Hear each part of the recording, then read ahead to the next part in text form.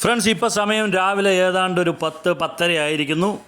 ഇനി നമുക്ക് തിരുവനന്തപുരത്ത് നിന്നും പാലക്കാട്ടിലേക്കുള്ള ട്രെയിൻ എന്ന് പറയുന്നത് രാത്രി 8:30-ക്ക് അമൃത എക്സ്പ്രസ് ആണ്. അപ്പോൾ നമുക്ക് കുറച്ച് സമയം തിരുവനന്തപുരം നഗരത്തിലൂടെ ഒന്ന് കറങ്ങാനുള്ള സമയമുണ്ട്.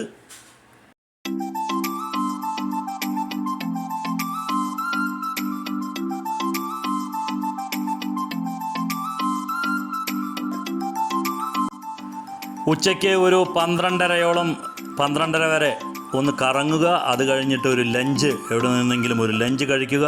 അത് കഴിഞ്ഞിട്ട് ഒരു ഉറക്കവും കൂടെ കഴിഞ്ഞാൽ നമ്മൾക്ക് പോകാനുള്ള സമയം ഏകദേശം ആകും. അപ്പോൾ അതാണ് നമ്മളുടെ ഉദ്ദേശം. ഒരു 12:30 ഏകദേശം 1 മണി വരെ സമയം ചെലവഴിക്കുക എന്നുള്ളതാണ്.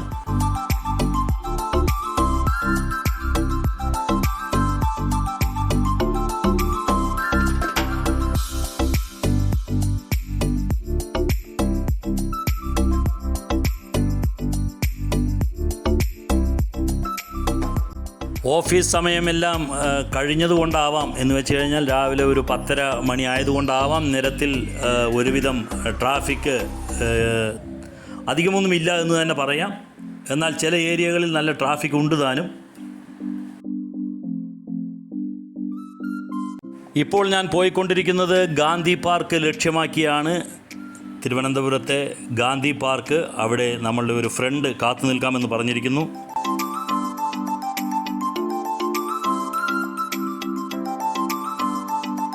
എന്നെ ഏറ്റവും കൂടുതൽ ആകർഷിച്ചത് ഇവിടുത്തെ ഈ ഒരു ട്രാഫിക് തന്നെയാണ്. എന്ന് വെച്ച് കഴിഞ്ഞാൽ ട്രാഫിക് സിഗ്നലോ ഇല്ലെങ്കിൽ ട്രാഫിക് പോലീസിനെ ഒന്നും കാണുന്നില്ല.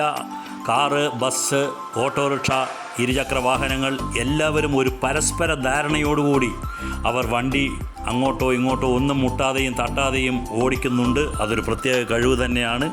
നമ്മൾക്ക് ഈ ട്രാഫിക് കണ്ടാൽ മനസ്സിലാവും.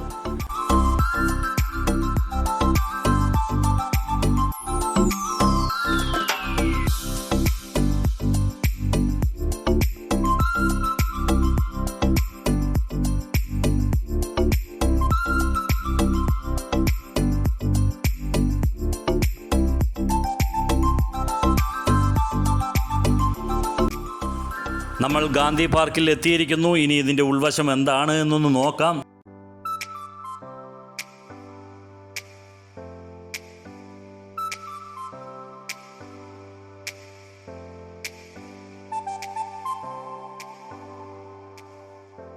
എന്തായാലും പാർക്കിനുള്ളിലേക്ക് കടന്നപ്പോൾ തന്നെ ഒരു കാര്യം വ്യക്തമായി. കാര്യമായി ഒന്നും കാണാൻ ഇല്ലാത്ത ഒരു പാർക്ക് എന്ന് തന്നെയാണ്. ഇനി കാറോ അങ്ങനെ നമ്മളുടെ വാഹനങ്ങൾ പാർക്ക് ചെയ്യാനുള്ള ഒരു സ്ഥലമാണ് ഇത് എങ്കിൽ ഓക്കെ. അല്ലാതെ ആളുകൾക്ക് എന്തെങ്കിലും കണ്ട് രസിക്കാനോ ഉല്ലസിക്കാനോ പറ്റിയ എന്തെങ്കിലും ഉള്ളതായി അറിയില്ല. ഒന്നും കണ്ടില്ല. കുറച്ച് മരത്തണലുണ്ട്. അതുപോലെ അവിടെയായി 2-3 ഹട്ടുകൾ കാണാം. ഓടുകൊണ്ട് മേൽക്കൂര പണിത് താഴെ ഇരിക്കാനുള്ള ഒരു ബെഞ്ചും മറ്റു സൗകര്യങ്ങളുമായിട്ട്. അതുകൊണ്ട് ആളുകൾക്ക് വേണമെങ്കിൽ സമയം അങ്ങനെ വന്ന് സൊറ പറഞ്ഞിരിക്കാനോ അങ്ങനെയെല്ലാം പറ്റും. അല്ലാതെ കൗതുകകരമായിട്ടുള്ള എന്തെങ്കിലും പാർക്കിൽ ഉള്ളതായിട്ട് തോന്നുന്നില്ല. ചെറിയ കുട്ടികൾക്ക് ഉല്ലസിക്കാനോ അങ്ങനെയുള്ള എന്തെങ്കിലും കാണുന്നില്ല ഇവിടെ.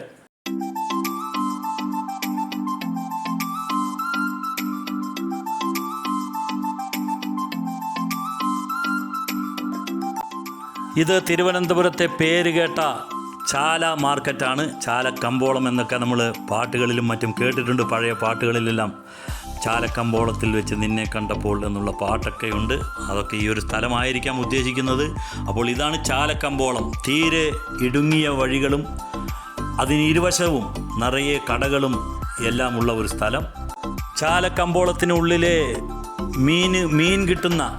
മീൻ വിഭവങ്ങൾ കിട്ടുന്ന ഒരു കട ലക്ഷ്യമാക്കിയാണ് നമ്മൾ പോയത്. പക്ഷേ ആ കട തൽക്കാലത്തേക്ക് അടച്ചിട്ടിരിക്കുകയാണ്. അതുകൊണ്ട് തന്നെ ഞങ്ങൾ വീണ്ടും വേറൊരു സ്ഥലത്തേക്ക് മാറ്റുകയാണ്. ഊണ് കഴിക്കാനുള്ള സമയമായിരിക്കുന്നു. എവിടെയെങ്കിലും ഊണ് കഴിച്ച് അല്പം വിശ്രമിക്കണം.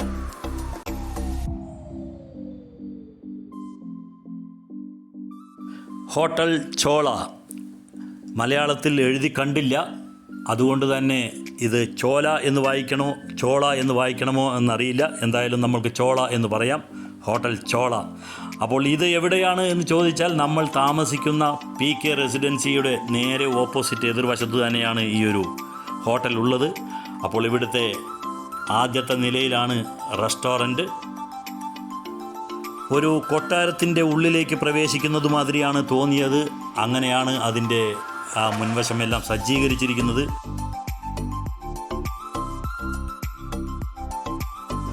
നമുക്കെന്തായാലും ഉള്ളിലേക്കൊന്ന് കയറി നോക്കാം എന്താണ് ഹോട്ടൽ ചോളയുടെ പ്രത്യേകതകൾ എന്ന്. കയറി കാണുമ്പോൾ ശരിക്കും ഒരു കൊട്ടാരം തന്നെയാണ്. സമയം 12:30 ആയിട്ടേ ഉള്ളൂ, അതുകൊണ്ട് തന്നെ തിരക്കൊന്നും വന്നു തുടങ്ങിയിട്ടില്ല.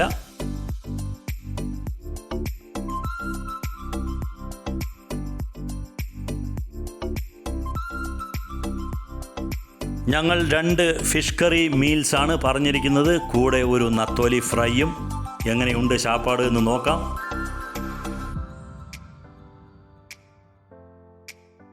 ശരിക്കും പഴം, പപ്പടം, പായസം എല്ലാം കൂട്ടിയുള്ള ഒരു വിഭവസമൃദ്ധമായിട്ടുള്ള സദ്യ എന്ന് തന്നെ പറയാം. കൂടാതെ കപ്പയും മീനും എല്ലാം ഉണ്ട്. ഒരു അടിപൊളി ശാപ്പാട് തന്നെയാണ്. തിരുവനന്തപുരം റെയിൽവേ സ്റ്റേഷനിൽ ഇറങ്ങിയാൽ തൊട്ടടുത്ത് ഒരു 2-3 മിനിറ്റ് നടക്കാവുന്ന ദൂരത്തിൽ തന്നെയാണ് ഈ ഒരു ചോള ഹോട്ടലും അതേമാതിരി PK റെസിഡൻസി എല്ലാം ഉള്ളത്. ഫ്രണ്ട്സ്, നമ്മൾ തിരുവനന്തപുരത്ത് വന്നാൽ തൊട്ടടുത്തായിട്ട് തന്നെ നമുക്ക് താമസിക്കാൻ ഒരു സ്ഥലം, അതേമാതിരി ഭക്ഷണം കഴിക്കാൻ ഒരു ഹോട്ടൽ എന്നതെല്ലാം പരിചയപ്പെടുത്തുക എന്നുള്ളതായിരുന്നു നമ്മളുടെ ഈ ഒരു വീഡിയോൻ്റെ ഉദ്ദേശം. നമ്മളുടെ ഈ ഒരു വീഡിയോ നിങ്ങൾക്ക് ഇഷ്ടപ്പെട്ട് കാണും, ഉപകാരപ്പെട്ട് കാണുമെന്ന് വിചാരിക്കുന്നു. നമ്മളുടെ ഈ ചാനൽ ആദ്യമായിട്ട് കാണുന്നവർ ഇതൊന്ന് സബ്സ്ക്രൈബ് ചെയ്യുക, എല്ലാവരും ഇതൊന്ന് ലൈക്ക് ചെയ്യുക, എല്ലാവരും ഇതൊന്ന് ഷെയർ ചെയ്ത് മറ്റുള്ളവരിലേക്ക് കൂടെ ഈ വിവരങ്ങൾ പങ്കുവയ്ക്കുക. അടുത്ത ഒരു വീഡിയോയുമായിട്ട് വരുന്നതുവരേക്കും ബൈ, എൻജോയ്.